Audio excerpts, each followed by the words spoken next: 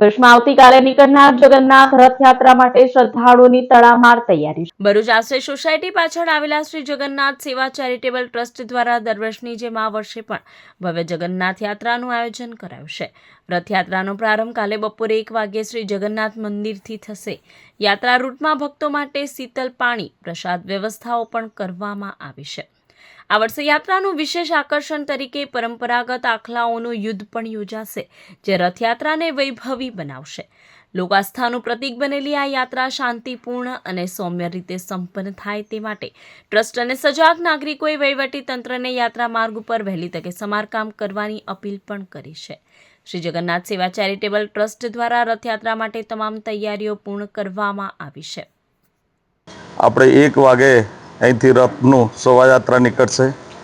આપણે રૂટ અમીધારા સોસાયટીથી બહાર નીકળીને નંદેલાવ રોડ, બીડી ટાઉનશીપ, શ્રવણ ચોકડી, લિંક રોડ થઈને શકનાથ જશે। ત્યાંથી પછી એ રૂટ પ્રમાણે પરત મંદિર પર પાછા આવશે। સાંજના 7 વાગે સાર્વજનિક રીતે બધાના માટે મહાપ્રસાદનું વ્યવસ્થા છે।